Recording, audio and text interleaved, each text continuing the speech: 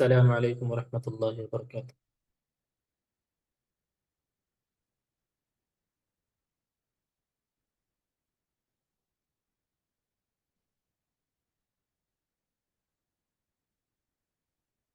میری آواز جا رہی ہے؟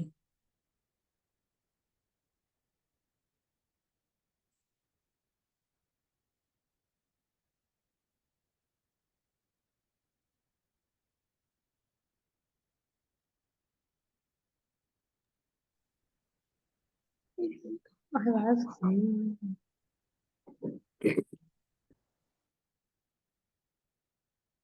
خیریت سے ہیں آپ لوگ؟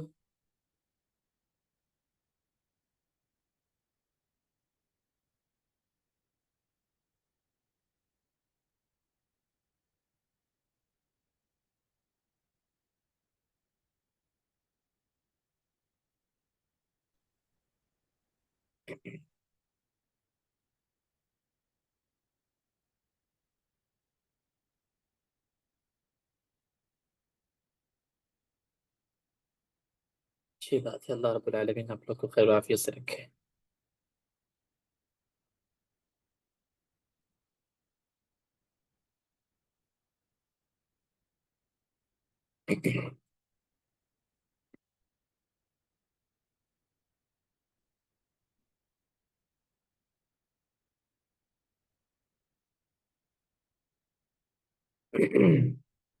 جی، آپ لوگ کو پہلے ہی اطلاع مل گئی ہوگی کہ آج سے ہمارے تجوید کا کلاس شروع ہو رہا ہے۔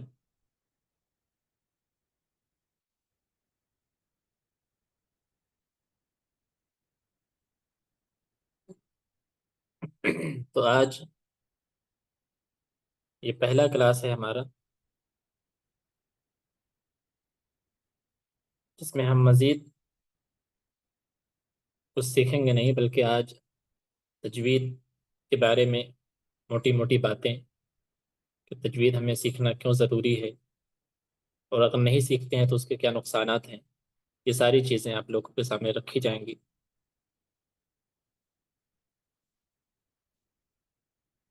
تجوید کا تعلق قرآن مجید سے ہے۔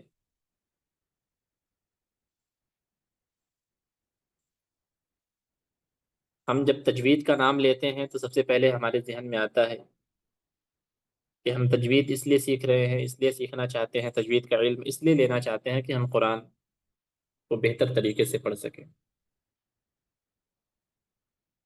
قرآن ہماری آن بان شان ہے، اللہ رب العالمین کی طرف سے ہمارے لیے اکلوتی کتاب، مذہبی کتاب ہماری راہ ہدایت کے لیے اتاری گئی ہے۔ کوئی بھی نیک کام شروع کرنے سے پہلے، اچھا کام کرنے سے پہلے اللہ کا نام لینا، اللہ کا ذکر کرنا، یہ ضروری ہے۔ تو یہ ہمارا کلاس بھی قرآن کے تعلق سے ہے، تو میں چاہوں گا کہ سب سے پہلے میں اپنی ہی تلاوت سے اپنی اس کلاس کا آغاز کروں۔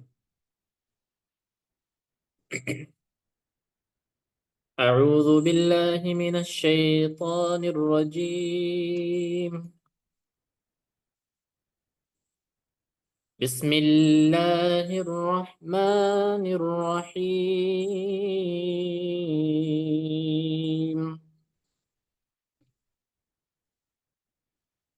وسيق الذين كفروا إلى جهنم زمرا حتى إذا جاءوها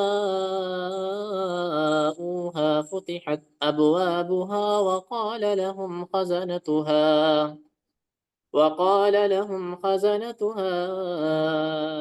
ألم يأتكم رسل منكم يتلون عليكم آيات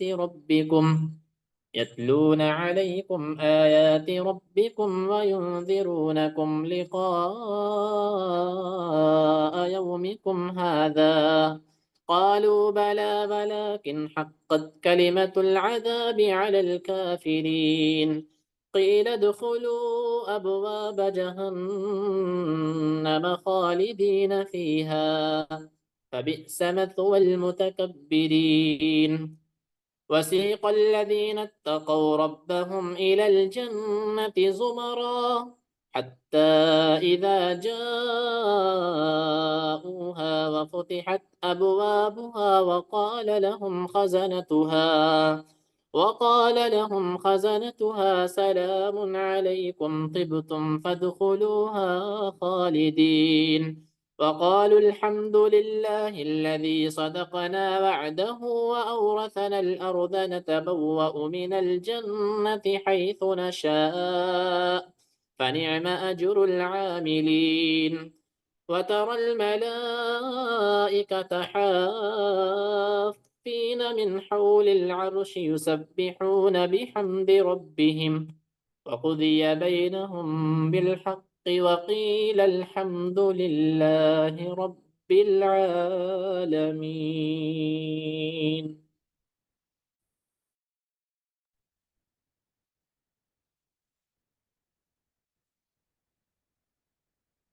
الحمد لله رب العالمين، والصلاة والسلام على سيد الأنبياء والمرسلين وعلى آله وصحبه أجمعين، أما بعد. أعوذ بالله من الشيطان الرجيم. بسم الله الرحمن الرحيم.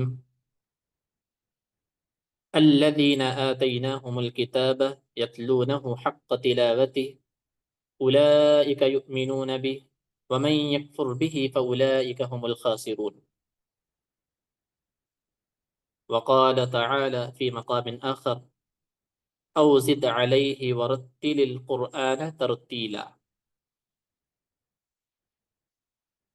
میں نے قرآن مجید کی دو آیتیں ابھی آپ کے سامنے پڑھی. پہلی آیت سورۃ البقرہ کی ہے، جس میں اللہ تبارک و تعالیٰ فرماتے ہیں: الذین آتیناہم الکتاب یتلونہ حق تلاوتی، کہ جن لوگوں کو ہم نے کتابیں عنایت دی، جن لوگوں پہ ہم نے کتاب دی ہے، وہ اس کو ایسا پڑھتے ہیں جیسا کہ اس کے پڑھنے کا حق ہے. اولئک یؤمنون بہ ومن یکفر بہ فاولئک هم الخاسرون. یہی لوگ اس پر ایمان رکھتے ہیں، اور جو اس کو نہیں مانتے وہی خسارہ پانے والے ہیں. اس آیت میں اللہ رب العالمین ہمارے بارے میں کہہ رہا ہے، یعنی ہمیں جو کتاب ملی ہے قرآن مجید، اللہ رب العالمین فرماتے ہیں کہ جن لوگوں کو ہم نے کتاب دی ہے وہ اس کو ایسا پڑھتے ہیں جیسا کہ اس کے پڑھنے کا حق ہے، اور یہی لوگ ایمان رکھتے ہیں اس پر. اور جو اسے نہیں مانتے، جو کفر کرتے ہیں، جو اس کا انکار کرتے ہیں، وہ خسارہ اٹھانے والے ہیں. اس آیت میں جو ہائی لائٹ کرنا ہے مجھے وہ یہ کہ الذین آتیناہم الکتاب یتلونہ حق تلاوتی. اللہ فرماتے ہیں کہ ہم نے کتاب دی ہے، وہ اس کو ویسا پڑھتے ہیں جیسا کہ اس کے پڑھنے کا حق ہے. اور دوسری آیت میں آپ کے سامنے جو پڑھی وہ سورۃ المزمل کی آیت، اللہ رب العالمین اس میں فرماتے ہیں: او زد علیہ ورتل القرآن ترتیلا، کہ قرآن کو اچھی طرح ٹھہر ٹھہر کر پڑھا کرو. یہ آیتیں اس بات کی طرف اشارہ کرتی ہیں کہ قرآن پڑھنا ہمارے لیے بہت ضروری ہے، اور اس سے زیادہ ضروری یہ ہے کہ قرآن کو ویسے پڑھا جائے جیسے اللہ چاہتا ہے. قرآن کو ویسے پڑھا جائے جیسا کہ قرآن کا حق ہے پڑھنے کا، اور اسی لیے اس کے حق کو ادا کرنے کے لیے، اس کے حق کو پورا کرنے کے لیے ایک اصول بنایا گیا، ایک قانون بنایا گیا، اور اس اصول کا نام ہے اصول تجوید. تجوید لفظ کا مطلب ہے کہ عمدہ کرنا، ستھرا کرنا، کھرا کرنا. اس لفظ کا جو معنی ہے عام طور پر اس کا یہی مطلب ہوتا ہے. اور اصطلاح میں یعنی شریعت میں جب اس کا معنی ہم سمجھیں گے تو اس کو قرآن کو بہترین طریقے سے پڑھنے کو تجوید کہا جاتا ہے. بہترین طریقے سے ہم کب پڑھیں گے؟ جب ہم تجوید کو سیکھیں گے، جب اس کے اصول کو سیکھیں گے، اس کے قواعد کو سیکھیں گے، اس میں مخارج ہیں، حرکات ہیں، مد ہیں، اور بھی بہت سی چیزیں ہیں جو ہم اس طریقے سے سیکھیں گے اور اس کو پڑھیں گے۔ انہی سیکھنے کو، انہی پڑھنے کو، جو اصول ہے، جو قواعد ہے، انہی کو تجوید کہا جاتا ہے۔ تجوید سیکھنے کی ہمیں ضرورت کیوں ہے؟ دیکھیے، ہر علم کو سیکھنے کی کوئی وجہ ہوتی ہے۔ علم تجوید سیکھنے سے حروف کو صحیح طور پر ادا کرنا آ جاتا ہے۔ یعنی ہم جب تجوید کا علم سیکھ لیتے ہیں، تجوید ہم جان جاتے ہیں، تجوید کو پہچان جاتے ہیں، تو ہم حروف کو صحیح طور پر ادا کرنا جان جاتے ہیں۔ اور تجوید اگر ہم نے نہیں پڑھا ہوتا ہے، تجوید ہم نہیں جان رہے ہوتے ہیں، تو حروف کی ادائیگی میں اور بہت ساری چیزوں میں ہم جب قرآن پڑھتے ہیں، تلاوت کرتے ہیں، تو غلطیاں ہوتی ہیں ہم سے۔ اصل غرض اور اصل وجہ یہ ہے کہ قرآن مجید پڑھنے کی اس ادا اور تلفظ پر قدرت حاصل کرنا۔ یعنی جب قرآن مجید پڑھیں تو اس کی جو پڑھنے کی جو ادا ہے، اس کے پڑھنے کے جو ادا ہے، اس تلفظ جو ہے، جو ادا کرنے کا جو طریقہ ہے، اس پر قدرت حاصل کرنا، جس طرح رسول اللہ صلی اللہ علیہ وسلم نے سکھایا اسی طریقے سے پڑھنا۔ اور اس علم کو سیکھنے کا فائدہ یہ ہے کہ اللہ کے کلام کو عمدہ طریقے سے درست درست پڑھنے کا جو نام ہے، وہ یہ اس کا فائدہ ہو جائے گا۔ جب ہم اس کو سیکھیں گے تو اللہ کا جو ایک کلام ہے، جو اللہ کی جو کتاب ہے، اس کو ہم درست پڑھیں گے، اور جب ہم اس کو صحیح طریقے سے پڑھیں گے اور اس میں غلطیاں نہیں کریں گے، تو اللہ رب العالمین کی رضا اور خوشنودی ہمیں حاصل ہوگی۔ قرآن مجید اللہ رب العالمین کی وہ خاص کتاب ہے جس نے گمراہ انسانوں کو سیدھا راستہ دکھایا ہے۔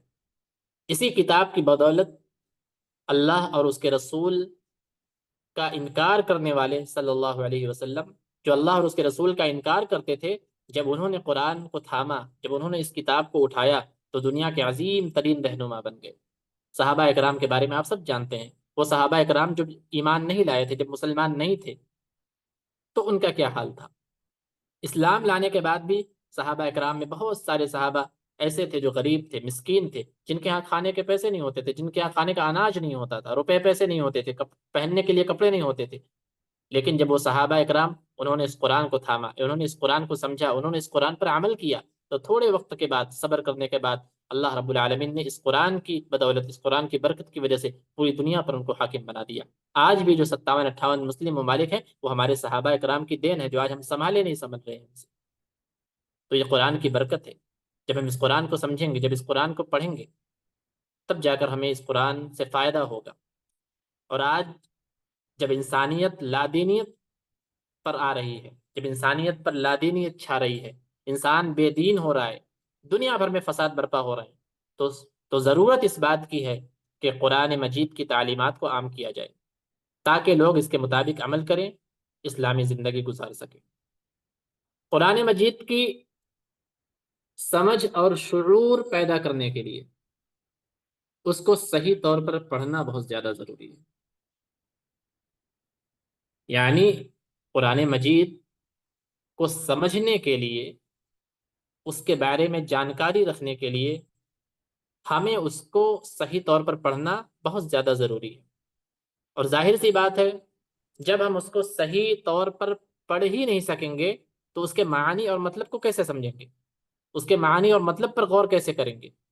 اور جب اس کا معنی، اس کا مطلب ہم نہیں سمجھ سکیں گے، تو عمل کرنے کا تصور ہی نہیں پیدا ہوگا۔ اس لیے ضروری یہ ہے کہ سب سے پہلے قرآن کا حق جو ہے، وہ یہ ہے کہ ہم سب سے پہلے اس کو بہترین طریقے سے، صحیح طریقے سے اس کو پڑھنا سیکھیں۔ جب ایک انسان قرآن صحیح طریقے سے پڑھنا سیکھ گیا، تب اس پر غور کرے گا، اس پر فکر کرے گا، اس کو سمجھے گا، اور جب سمجھ لے گا، جب قرآن انسان کو صحیح معنوں میں سمجھ میں آ جائے گا، تو اس پر عمل کرنا شروع کر دے گا۔ صحابہ اکرام نے یہی کیا تھا۔ صحابہ اکرام نے پہلے قرآن کو سیکھا، جب انہوں نے سیکھ لیا تو اس کو سمجھا انہوں نے، اور جب انہوں نے سمجھ لیا تو اس پر عمل کرنے کے لیے ایسے تیار ہو گئے کہ اس کے لیے کٹنے مرنے کے لیے تیار ہو گئے۔ آج ہمارے اندر یہ چیزیں نہیں ہیں۔ اس کی ایک وجہ، بہت بڑی وجہ یہی ہے کہ ہم قرآن کو پڑھنا ہی نہیں جانتے۔ ہم سب قرآن پڑھتے ہیں، پوری دنیا میں قرآن کی تلاوت ہوتی ہے، ہمارے ملک میں بھی قرآن کی تلاوت ہوتی ہے، بہت سے لوگ قرآن پڑھتے ہیں، نمازوں میں قرآن کی تلاوت ہوتی ہے، لیکن اس سے کوئی فائدہ نہیں ہو رہا ہے، کوئی فرق نہیں پڑ رہا ہے۔ اس کی وجہ یہی ہے کہ ہم قرآن کو صحیح طریقے سے نہیں پڑھ پا رہے۔ تو ہم جب صحیح پڑھنا سیکھیں گے، تب اس کو سمجھیں گے، تب جا کر عمل کا تصور پیدا ہوگا اور عمل اس کے مطابق ہم کریں گے۔ اگر ہم اس کو صحیح نہیں پڑھتے ہیں، غلط پڑھتے ہیں، تو یہ ایک معمولی بات نہیں ہے، یہ بہت سنجیدہ اور بہت پیچیدہ مسئلہ ہے۔ اگر ہم قرآن کو صحیح طریقے سے نہیں پڑھتے ہیں تو یہ بہت ہی سنجیدہ مسئلہ ہے، اس پر غور کرنے والی بات ہے۔ کیوں؟ کیونکہ جب ہم قرآن تجوید نہیں سیکھتے ہیں، ہم مخارج نہیں سیکھتے ہیں، ہم اصول قواعد یہ سب چیزیں نہیں پڑھے ہوتے ہیں تجوید کے بارے میں، تو پھر ہم سے کیا ہوتا ہے؟ ہم جب قرآن پڑھتے ہیں تو ہم سے بہت ساری غلطیاں سرزد ہوتی ہیں، اور چھوٹی موٹی غلطیاں، بڑی غلطیاں، ہر طرح کی غلطیاں ہم قرآن پڑھتے ہوئے کرتے ہیں۔ بسا اوقات قرآن کی تلاوت کرتے وقت ہم ایسی بڑی غلطیاں کر بیٹھتے ہیں کہ اس کا معنی اور مطلب اس قدر چینج ہو جاتا ہے، بدل جاتا ہے ہمارے غلط تلاوت کی وجہ سے، کہ ہم نادانی میں کفر تک کر بیٹھتے ہیں۔ یہ چھوٹی بات نہیں ہے۔ قرآن کی تلاوت، کہتے ہیں کہ ایک نقطے سے خدا جدا ہو جاتا ہے، تو یہ عربی کا جو معاملہ ہے، نقطے کا جو معاملہ ہے، حرکت کا جو معاملہ ہے، یہ ذرا سا بھی ادھر ادھر ہوا تو بہت سی جگہ تو چھوٹی غلطیاں ہوں گی، لیکن بہت سی جگہ ایسی غلطیاں ہم کر دیتے ہیں کہ وہ کفر تک ہو جاتا ہے۔ اس لیے بھی ہمیں اسے سیکھنا بہت زیادہ ضروری ہے۔ میں ایک مثال دے کر آپ کو سمجھاؤں۔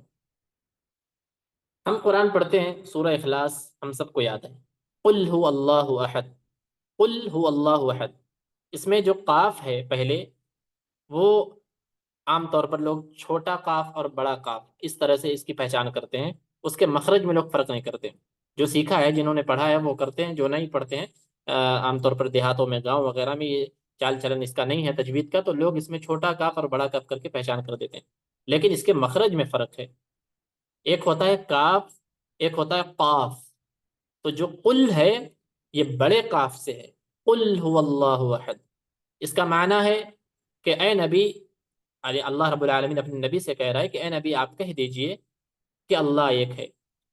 اس کا معنی یہ ہوتا ہے، قل، اے نبی آپ کہہ دیجئے اللہ احد، کہ اللہ ایک ہے۔ لیکن اگر اسی کو ہم اس طریقے سے پڑھیں کہ کل هو اللہ احد، یعنی چھوٹا کاف، آپ سمجھ لیں چھوٹا کاف، اگر ہم اسی کو اس طریقے سے پڑھ دیں، کل هو اللہ احد، تو ابھی تک قل هو اللہ احد پڑھنے میں جس کا معنی یہ ہو رہا تھا کہ اے نبی آپ کہہ دیجئے کہ اللہ ایک ہے، وہی چیز کل هو اللہ احد پڑھنے میں جس کا معنی بدل گیا۔ اور کیا ہو گیا اس کا معنی؟ اس کا معنی یہ ہو گیا کہ کھا لو کہ اللہ ایک ہے۔ نعوذ باللہ، نعوذ باللہ من ذالک۔ اتنا زیادہ اس کا معنی بدل گیا۔ ایک کا معنی یہ ہو رہا تھا کہ کہہ دو کہ اللہ ایک ہے، وہی قاف کو ہم نے کاف پڑھ دیا، کل پڑھ دیا، کل کو کل پڑھ دیا، تو اس کا معنی یہ ہو گیا کہ کھا لو کہ اللہ ایک ہے۔ نعوذ باللہ من ذالک۔ اتنا زیادہ معنی اس کا بدل جاتا ہے۔ تو یہ بہت سنجیدہ اور بہت پیچیدہ مسئلہ ہے، معاملہ ہے، اس لیے ہمیں تجوید سیکھنا بہت زیادہ ضروری ہے۔ تو یہ چند باتیں تھیں تجوید کے تعلق سے، اس کے بنیادی جو باتیں آپ کے سامنے رکھنی تھی وہ یہی تھی کہ تجوید ہمیں سیکھنا کیوں چاہیے، اور دو چیزیں جو اہم باتیں ہم نے یہ کی کہ قرآن کو جب ہم صحیح طریقے سے پڑھیں گے، تب جا کر ہم اس کو سمجھیں گے، اور جب سمجھ آ جائے گا تب اس پر عمل پیدا ہو جائیں گے، عمل کرنا شروع کر دیں گے۔ اور دوسری چیز یہ کہ اگر ہم نہیں سیکھتے ہیں اور تجوید ہم نہیں جانتے ہیں، پھر ہمیں تلاوت میں غلطیاں ہوں گی۔ میں نے ایک مثال آپ کو دے کر بتایا، ایسی قرآن میں بہت ساری مثالیں، ایسی بہت جگہیں ہیں جہاں ذرا سی ادھر ادھر ہو جاتا ہے، اس میں ذرا سا ادھر ادھر ہونے میں معنی بدل جاتا ہے، اور معنی کچھ کا کچھ ہو جاتا ہے۔ کتنا زیادہ فرق آ گیا، کہہ دو کہ اللہ ایک ہے، کھا لو کہ اللہ ایک ہے، نعوذ باللہ، اتنا زیادہ معنی بدل جاتا ہے۔ اس لیے تجوید سیکھنا بہت زیادہ ضروری ہے۔ آپ لوگ خوش نصیب ہیں کہ اللہ رب العالمین نے آپ کو یہ موقع فراہم کیا کہ آپ تجوید سیکھنا چاہتے ہیں، تجوید سیکھنا چاہتے ہیں آپ لوگ۔ اللہ رب العالمین آپ کی اس محنت کو قبول فرمائے، اور جو کچھ بھی یہاں پڑھا جائے، اللہ رب العالمین ہم سب کو اس پر غور کرنے کی اور پھر اسے اپنے ذہن میں، اپنے دماغ میں اتارنے کی توفیق عطا فرمائے۔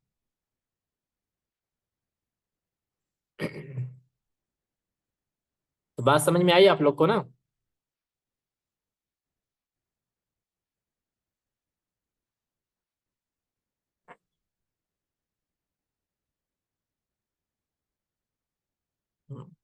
سمجھ میں آ گیا کہ تجوید سیکھنا کیوں ضروری ہے، اور نہیں سیکھتے ہیں تو اس کا نقصان کیا ہے؟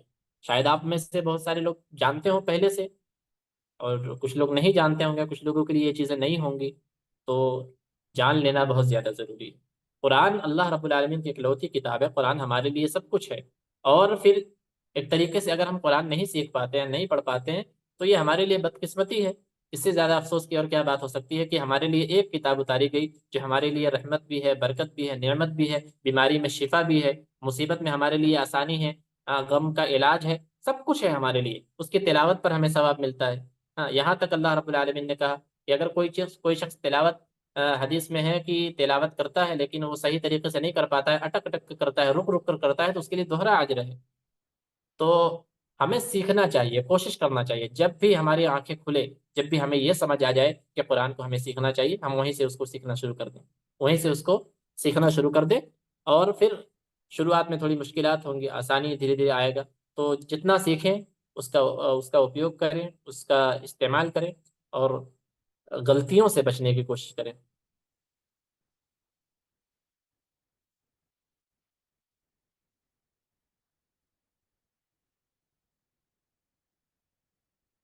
جی، تو یہ ضروری کچھ باتیں تھی جو میں نے آپ کے سامنے بتائی، جو بتانا بہت زیادہ ضروری تھا کہ تجوید ہمیں کیوں سیکھنا چاہیے، اور نہیں سیکھتے ہیں تو اس کا نقصان کیا ہوگا۔ جی،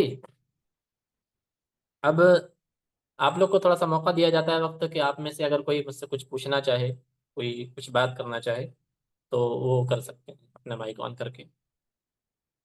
اس تعلق سے، کلاس کے تعلق سے کوئی بات اگر ہو آپ کے ذہن میں تو کر سکتے ہیں۔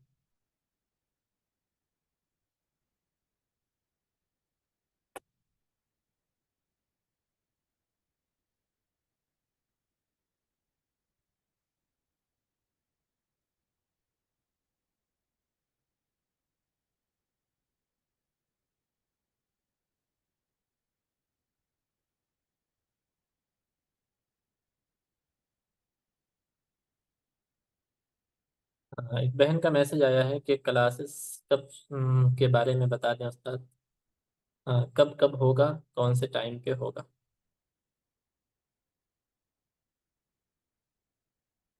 دیکھیے، کلاسز اس سے پہلے یہ ہمارا دوسرا بیچ سٹارٹ ہو رہا ہے۔ اس سے پہلے ہم شام کے وقت کلاس کرتے تھے، اور کلاسز ہمارے کنٹینیو ہوا کرتے تھے۔ ہفتے میں منڈے ٹو تھرسڈے، اس کے بعد فرائیڈے کو کلاس نہیں ہوتا تھا۔ تو اس میں آپ لوگ کی سہولت بھی جاننا بہت زیادہ ضروری ہے، کیونکہ آپ لوگ پڑھنے آئے ہیں، اور ایسا نہیں ہے کہ آپ میں سے سب بچے ہیں۔ اب بچوں کے لیے کیا ہے، ان کے لیے وقت ہے، ان کے لیے کوئی بھی وقت دے دیا جائے تو وہ اپنا وقت نکال کے آ جاتے ہیں۔ آپ میں سے بڑے لوگ ہیں، آپ اسکول اور کالج والے ہیں، تو آپ لوگ بھی اپنی کوئی رائے رکھیں کہ کس وقت سب سے زیادہ مناسب ہوگا، اور کس طریقے سے مطلب کلاس ہو، کنٹینیو رکھا جائے، یا پھر ایک دن گیپ دے کے رکھا جائے، آپ لوگ کو جیسے آسانی ہو، پھر اس کے بعد اسی تعلق سے اسی حساب سے رکھا جائے۔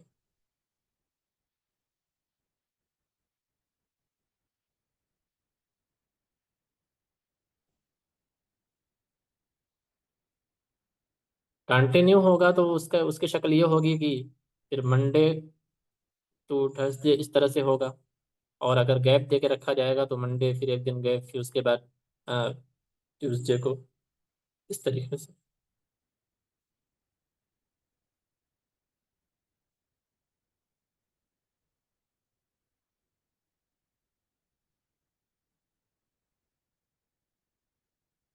دیکھیے، میری سہولت تو دونوں میں ہے، اور جیسا کہ پہلے ہو رہا تھا اور وہی عادت لگ گئی تھی، تو میرے لیے تو زیادہ بہتر وہی تھا۔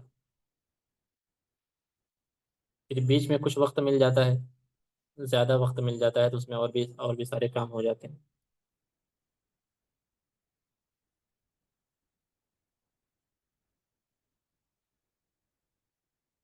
پہلے کے ٹائم جو تھی وہ عصر سے مغرب کے درمیان کا وقت تھا۔ اب آپ سب جانتے ہیں کہ مغرب کا جو وقت ہوتا ہے وہ گھٹتا بڑھتا ہوتا ہے۔ تو ابھی موسم، دن چھوٹا ہو رہا ہے تو مغرب کا وقت گھٹتا چلا آ رہا ہے۔ تو پہلے ہمارے کلاسز 6 بجے سے ہوا کرتے تھے، پھر بعد میں اور ٹائم گھٹا دیا گیا تھا، 5:30 سے ہو گیا تھا۔ اور اگر ابھی 5:30 سے بھی رکھیں تو مغرب کا وقت لگ بھگ 6 بج کر کچھ منٹ میں مغرب کا وقت ہو جاتا ہے۔ تو کلاسز کا ٹائم جو ہوتا ہے وہ 30 منٹ سے زیادہ ہی ہوتا ہے، 35 40 منٹ تک ہو جاتا ہے۔ کبھی کبھی 35 بھی ہو جاتا ہے، 45۔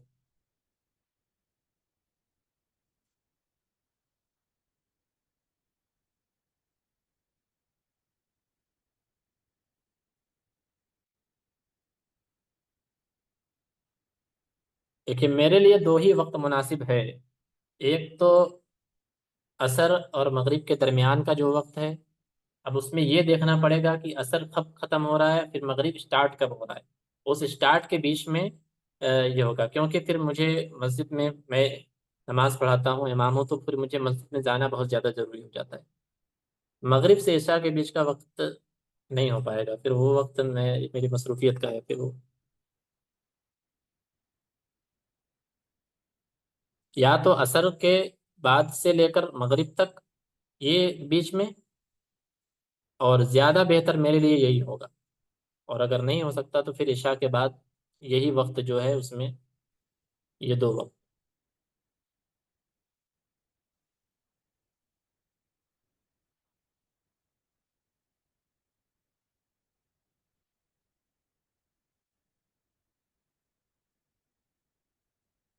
چلے ایک چیز تو طے ہو گیا کہ مطلب کنٹینیو رکھیں کلاس۔